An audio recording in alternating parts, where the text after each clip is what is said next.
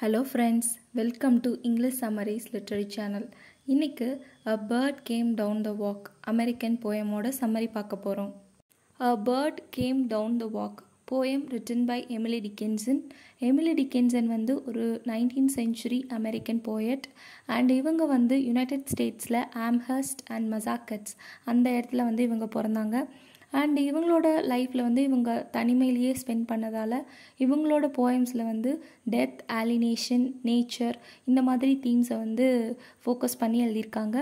And இவங்க வந்து metaphysical போயட்ஸால் influence ஆகி அவங்களோட ஸ்டைலை ஃபாலோ பண்ணியிருக்காங்க. அது மட்டும் இல்லாமல் டிரான்சென்டென்டலிசம் அப்படிங்கிற ஒரு மூமெண்ட்டாலையும் இன்ஃப்ளூயன்ஸ் ஆகியிருக்காங்க. இந்த மூமெண்ட்டோட மெயின் ப்ரொப்போனன்ட் யாருன்னா ரால்ஃப் வால்டோ எமர்சன்.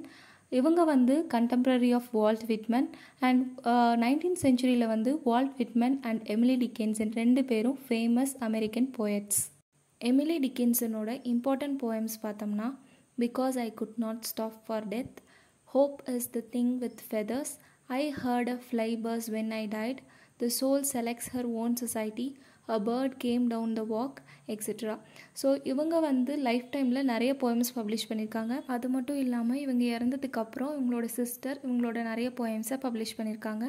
அண்ட் இந்த poem a bird came down the walk இது வந்து இயாம்பிக் ட்ரைமீட்டரில் எழுதியிருக்காங்க. அண்ட் இந்த போயமில் 5 ஸ்டான்சஸ் இருக்குது. அண்ட் ஏபிசிபி அப்படிங்கிற ரைம் ஸ்கீமில் எழுதியிருக்காங்க. அது மட்டும் இல்லாமல் இதில் metaphor, personification and various other literary டிவைசஸும் யூஸ் பண்ணியிருக்காங்க. இந்த போயம் எதை பற்றி அப்படின்னா, இந்த போயட் வந்து ஒரு பேர்டை ஒரு கார்டனில் அப்சர்வ் பண்ணுறாங்க. அதோட ஆக்ஷன்ஸ் எல்லாத்தையும் இந்த போயமில் சொல்லியிருக்காங்க. ஸோ இப்போ சம்மரி லைன் பை லைன் பார்க்கலாம். Stanza 1. A bird came down the walk, he did not know I saw, he bit an angle worm in halves and ate the fellow raw. So இந்த poet என்ன சொல்கிறாங்க அப்படின்னா, ஒரு bird வந்து கார்டனுக்கு வருது and அது வந்து ஃபுட்டு தேடிட்டுருக்கு. ஸோ அந்த போயட் வந்து அந்த பேர்டை வந்து பார்த்துட்ருக்காங்க. ஆனால் அந்த பேர்ட்க்கு வந்து போயட் பார்க்குறது தெரியல. இப்போது அந்த பேர்ட் வந்து ஒரு புழுவை பிடிச்சி கொத்தி சாப்பிட்டுட்ருக்கு. அது வந்து ராவாகவே அந்த புழுவை சாப்பிடுது. ஸோ இதை வந்து போயட் பார்த்துட்ருக்காங்க. இதோட ஃபஸ்ட் ஸ்டான்ஸா முடியுது. இப்போது செகண்ட் ஸ்டான்ஸா பார்க்கலாம். And then he drank a dew from a convenient grass and then hopped sidewise to the wall to let a beetle pass. So இப்போ என்ன பண்ணுதுன்னா, அந்த புழுவை சாப்பிட்டுட்டு இந்த பேர்ட் வந்து தண்ணி குடிக்குது. அந்த கார்டனில் புல்வெளியில் வாட்டர் வந்து ட்ராப்ஸாக இருக்குது. ஸோ இந்த பேர்ட் வந்து அந்த வாட்டரை போய் குடிக்குது. ஸோ இதையும் போயட் வந்து பார்த்துட்ருக்காங்க.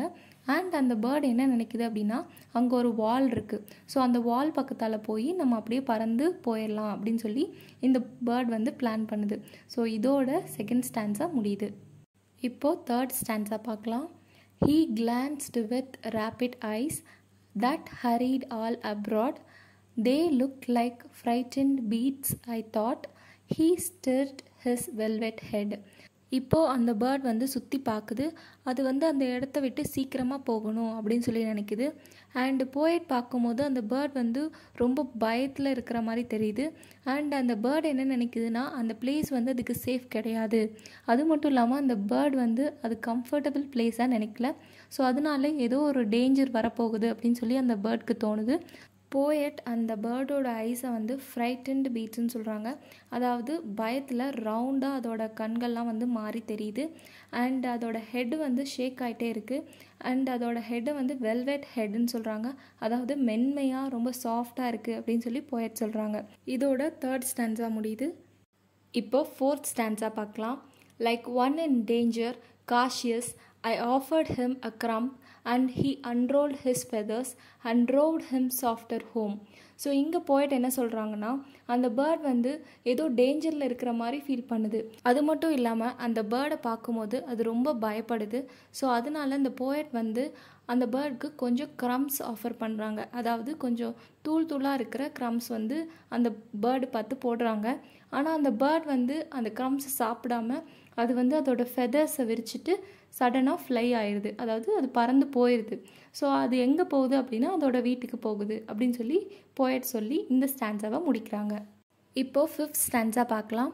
Than Oars divide the ocean, two silver for a seam, or butterflies off banks of noon leap plashless as they swim. So இங்கே போய்ட்டு என்ன சொல்கிறாங்கன்னா, அந்த பேர்ட் வந்து ஸ்மூத்தாக பறந்து போயிடுச்சு அப்படின்னு சொல்லி சொல்கிறாங்க. அதாவது அந்த பேர்ட் வந்து எப்படி பறக்குது அப்படிங்கிறத ஓர்ஸ் கூடவும் பட்டர்ஃப்ளைஸ் கூடவும் கம்பேர் பண்ணுறாங்க.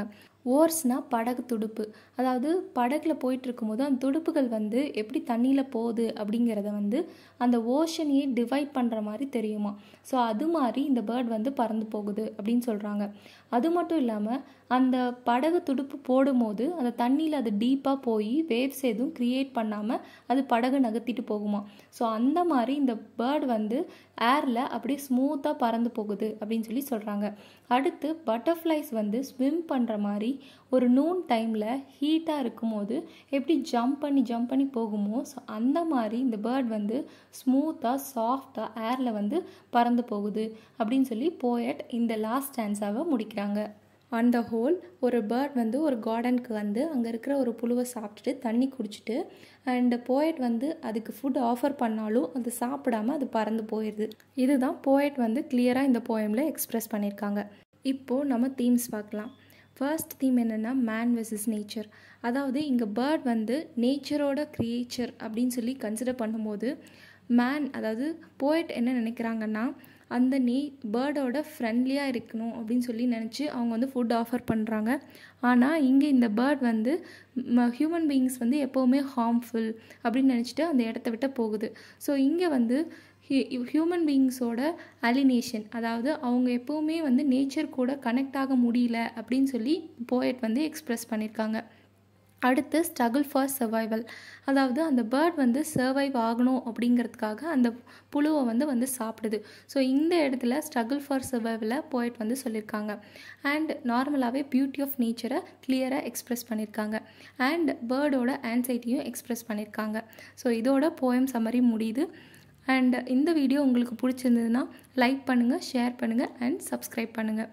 அண்ட் பெல் ஐக்கானையும் கிளிக் பண்ணிக்கோங்க. தேங்க்யூ.